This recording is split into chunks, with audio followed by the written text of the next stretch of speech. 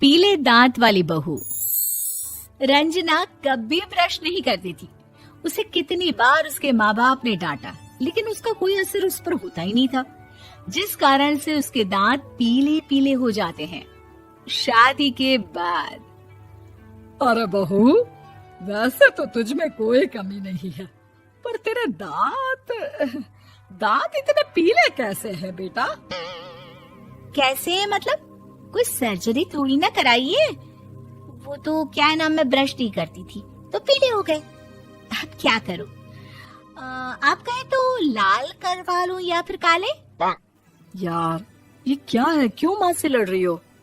लड़ रही हूँ? अरे मैं लड़ रही हूँ या ये बोल रही है कि दांत पीले हैं, पीले। अरे तपस्या थोड़ी ना की है इन्हें पीले करने के लिए।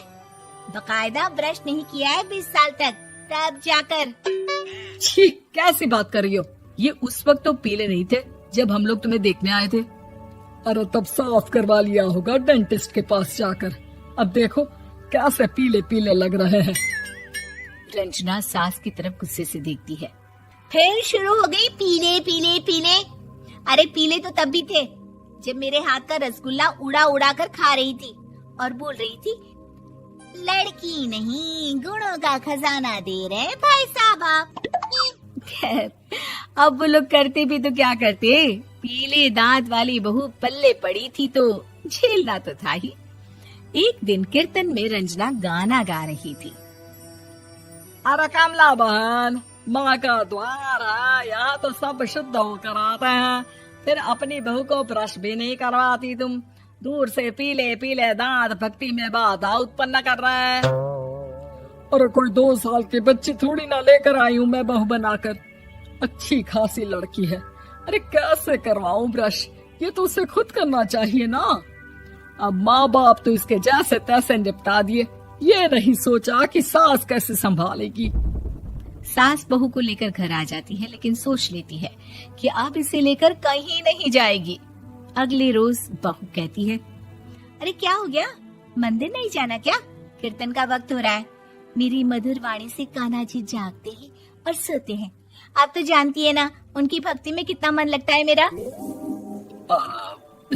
वो क्या है ना, तबीयत ठीक नहीं लग रही है मेरी, आराम करूंगी मैं। तबीयत ठीक नहीं लग रही? अभी तो मिथुन के गाने पर नाच रही थी आप, और अब बोल रही है कि तबीयत ठीक नहीं लग रही। अरे भक्ति में मन लगा लो सासू माँ, ऊपर जाना है, क्या मुंह दिखाओगी आप? हाँ? सास को बहू की बात पर गुस्सा आ जाता है। मैं क्या मुंह दिखाऊंगी, इसकी चिंता तो ना कर, समझी? अपने मुंह की चिंता कर, जो ये पीले पीले दांत लेकर हर जगह पहुंच जाती है। पता है लोग कितना मजाक बनाते हैं। ना जी ना, मैं नहीं जाना कहीं तेरे साथ। तो ये बात है, कोई ना, मत जाओ, मैं अपने कमरे में ही बैठकर भक्ति कर लूंगी। ऊपर वाला दांत थोड़ी ना देखता है, मन देखता है, भावना देखता है। और अरे बस बस, तू सब कुछ दिखा, बस ये सफेद चमकदार दांत ना दिखाना किसी को, है? जा यहाँ से। बहू को सास की बात का कोई फर्क नहीं पड़ता, वो तो जैसी थी वैसी ही रह जाती है। सुबह नहाकर किचन में खाना बनाना, फिर खाना खाना, कीर्तन भजन करना और सो जाना। एक दिन, माँ जी मैं सहेली के घर जा रही हूँ, शाम को लेट आऊंगी। हाँ हाँ तो जाना, मैंने कौन सा तेरी आरती करनी है घर पर बैठकर। रंजना सहेली के घर जाती है, जहाँ वो पार्टी में जाने की तैयारी कर रही होती है। अरे शिखा, कहाँ जाने की तैयारी कर रही है? मैं गलत वक्त पर आ गई क्या? अरे नहीं यार, उल्टा सही वक्त पर आई है। मैंने ये साड़ी और ज्वेलरी निकाली है यार, शाम को इनके ऑफिस की एक पार्टी में जाना है। बताना कैसा लग रहा है ये सब? नहीं यार, इस ड्रेस के साथ तो वो वाली ज्वेलरी अच्छी लगेगी। हाँ हाँ सही बोल रही है, मैंने ध्यान ही नहीं दिया। वैसे तो हमेशा से मस्त फैशन सेंस रखती है। तो बड़ा जाती होगी ना पति के साथ पार्टी में। रंजना कुछ नहीं बोलती, बस सोचती है कि यार काश ये बात सही हो जाती, पर मैं क्यों नहीं जाती पार्टी में? क्या इन लोगों की कोई पार्टी होती नहीं होगी? रंजना घर आती है और रात में पति से सवाल करती है, एक बात बताइए, आप मुझे किसी पार्टी में क्यों नहीं ले जाते? क्या आपके यहाँ ऑफिस में पार्टी नहीं होती? पति बेचारा क्या कहता कि दांत पीले हैं तुम्हारे इसलिए।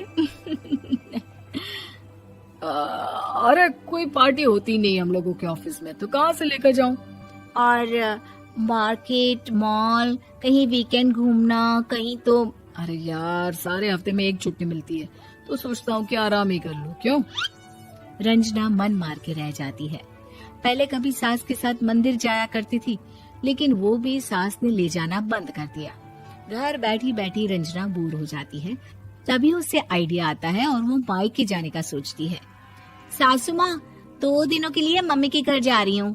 अच्छा अच्छा ठीक है, आराम से जा। और हाँ, माँ से कुछ अच्छी आदत सीख कर आना कि कैसे शरीर के हर भाग की तरह दांतों की सफाई भी जरूरी होती है, समझी? शुरू हो गई ना आप। वो लोग आपकी तरह नहीं है कि छोटी छोटी बात का बतंगड़ बना दे।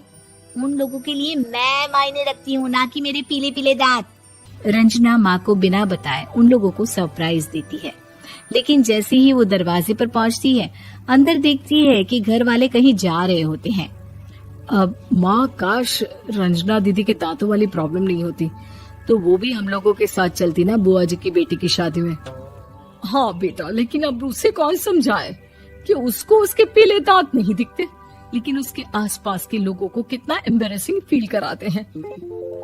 मुझे तो कितनी बार उसके स्कूल की टीचर ने शिकायत की कि उसके साथ कोई लड़की बैठना भी नहीं चाहती, और ना ही कॉलेज में कोई उससे बात करना चाहता था।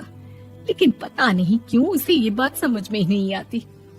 कोई कमी नहीं है उस लड़की में, बस यही कि दांत पीले हैं।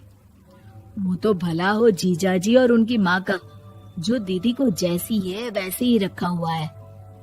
रंजना को अपने घर वालों की बात सुनकर बहुत दुख होता है। वो सोचती है कि वो क्या करे, लेकिन फिर वो सीधा डेंटिस्ट के पास जाती है, अपने दांत चमकाती है और कसम खाती है कि वो रोज ब्रश करेगी। अरे क्या हो गया? तुम तो 2 दिनों के लिए गई थी ना, पर कोई ना, अच्छा है, चलो आ गई तो। रंजना सास के सामने आकर खड़ी हो जाती है और पूरी स्माइल करती है, उसके चमकदार दांतों को दिखाती हुई। हैं? चले मंदिर। माँ, मुझे माफ कर दीजिए, मैंने आप लोगों को बहुत एम्बैरेसिंग फील करवाया। मैं आज से रोज ब्रश करूंगी।